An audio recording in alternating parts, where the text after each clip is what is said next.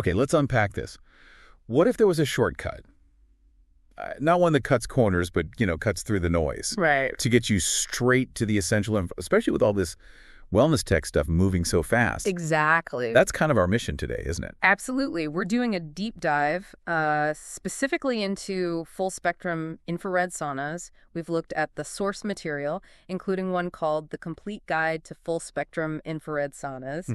And we're pulling out the key insights so you don't have to wade through it all. Right. Think of us as guides through this material. We'll look at what a full spectrum infrared sauna is, how the sources say it works. Yeah, the mechanics of it. And the potential benefits they talk about. Yeah. The goal is just to help you quickly grasp what makes this tech supposedly different. So let's start where the material does. It Yeah. calls these saunas a modern evolution of heat therapy. Takes the old idea, applies new science. And the big difference they stress is how it heats you compared to like a traditional Finnish sauna, right? Totally. Traditional saunas heat the air. Lots of hot air.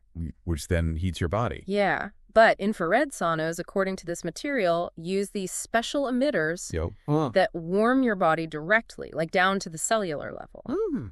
Interesting. And the sources explain this direct heating gives a deeper feeling warmth, but often the air temperature itself is lower than in traditional saunas. So maybe more comfortable for sitting longer. That's the suggestion, yeah. Makes it potentially more tolerable. And the full spectrum bit. This is where the material really digs into the specifics. Yeah, this is the core concept. Yeah. A full spectrum sauna, as they define it, puts out all three types of infrared wavelengths.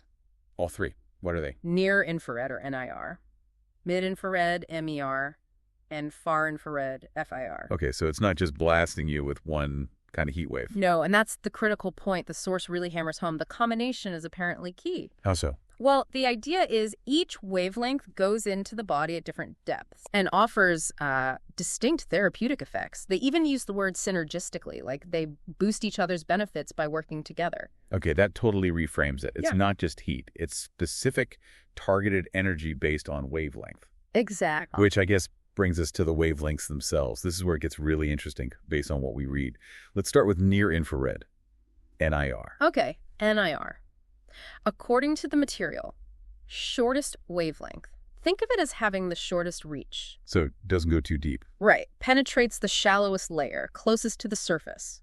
And what's its main job, according to the source? What's it supposed to do? Its focus is described mainly as cellular regeneration, wound healing, and skin health. Skin health. Yeah, things like anti-aging benefits, better circulation near the surface that's linked specifically to NIR in the sources. Wow. Okay. So the shortest wavelength is working right there on the skin, helping with healing and maybe appearance. That's not what I typically associate with a sauna first. Yeah, most people think deep heat, right? Which probably explains why the sources mention NIR gets used in things like phototherapy and cosmetic treatments too. Makes sense. Okay, moving on. Deeper now. Yep, slightly deeper. Yeah. Mid-infrared, MIR. This one penetrates further than NIR, gets into the soft tissue. Soft tissue, so muscles, ligaments, that kind of thing. Mm-hmm.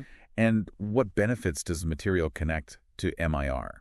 Primarily, it highlights pain relief, muscle relaxation, Ah, okay. improved circulation in those tissues, and speeding up healing processes. Right, so if you're sore after hitting the gym or maybe dealing with joint stiffness, Exactly. MIR is positioned as the key player there.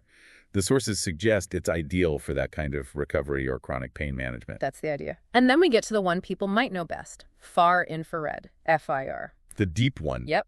Longest wavelength, penetrates deepest into the body, right to the core. This is the one usually associated with standard infrared saunas, isn't it? The really deep heat, the sweating. Yes, the source confirms it. It's the most commonly recognized type of infrared heat. Its claimed focus areas are deep detoxification, Okay. cardiovascular health support, boosting metabolism, and really profound relaxation. And that deep penetration is why it's linked so strongly to sweating, right? Yeah. Helping release toxins. Precisely. The source material explains FIR is largely responsible for that intense sweating and the associated toxin release claims. So putting it all together, the full spectrum concept is combining NIR for the skin, MIR for the muscles and tissue beneath, Right. and FIR for the deep core effects. aiming for more kind of holistic heating. That's the description, yeah. A more comprehensive approach covering different body layers. That distinction between the depths really helps visualize it. So speaking of FIR, let's clarify the difference. What does the source say separates a standard far-infrared sauna from a full-spectrum one? It sounds like full spectrum has FIR plus the others. That's basically it. A standard far-infrared sauna while offering those benefits like detox and cardio support. Which are significant. Definitely. But it focuses pretty much exclusively on that deep FIR penetration, raising core temp, making you sweat. Okay, so FIR is great for those specific deep benefits. Right. But a full-spectrum sauna, it takes that foundation and adds more. Exactly. By adding near and mid-infrared, the sources say you broaden the potential therapeutic applications. So you get the skin benefits linked to NIR, Mm-hmm. and the tissue relief and circulation help from MIR. Right. Things that FIR alone might not target as effectively, according to the material. That's the summary provided, yes. Full spectrum aims for an expanded range of therapeutic advantages by using all three wavelengths. It's presented as a more complete application of the technology. That makes total sense. It's like getting targeted benefits across multiple layers of your body at the same time. Mm-hmm.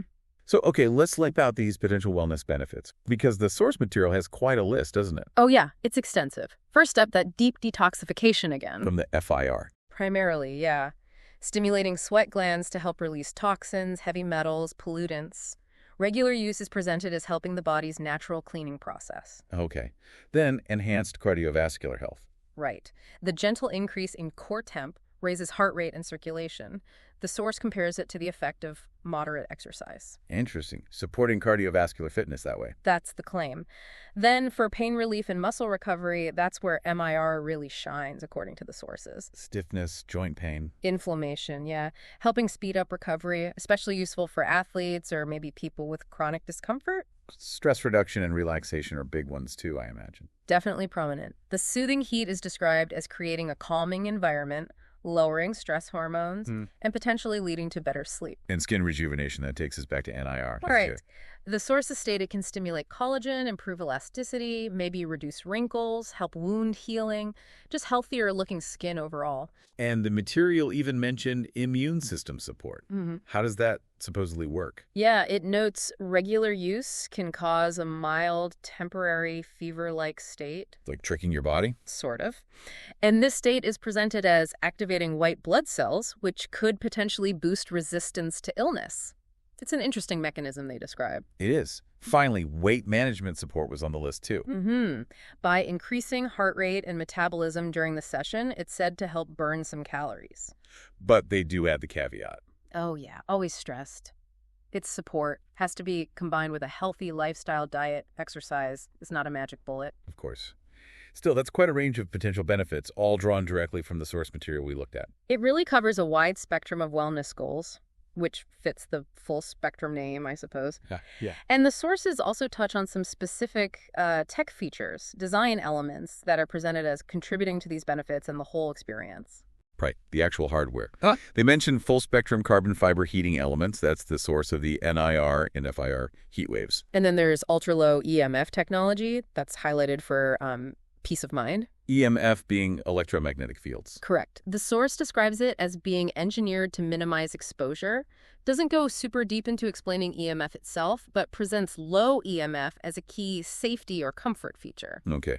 There was also mention of Himalayan salt, integrated somehow. Yeah, an integrated Himalayan salt configuration. They explain it uses these hand-harvested salt blocks. And what's the claimed benefit there? They claim the heated salt releases negative ions. And the potential benefits listed for that include promoting deeper breathing, maybe better oxygen intake, and just contributing to a, quote, profoundly relaxing and healing environment. So it's adding another layer beyond just the heat. Air quality, maybe. Interesting. And lights, too. Chromotherapy. Advanced LED chromotherapy, yes. Another feature noted described as enhancing sessions with different colors of light. Like mood lighting, but therapeutic. That's the idea. The material suggests it can offer mood elevation and targeted wellness benefits, linking different colors to different effects. Though the sources we saw didn't elaborate much on which colors do what. Gotcha. And even the wood matters, apparently. Right. Premium wood construction, specifically Canadian white cedar, is mentioned. Why that would? The source describes it as naturally antibacterial, durable, and nice to look at. So it contributes to the sauna's lifespan and the overall feel of the environment inside. The materials themselves are part of the package, according to the guide. Okay.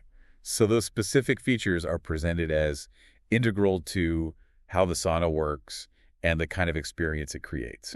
That's how they frame it. So let's zoom out then. We've gone through the core idea of a full-spectrum infrared sauna.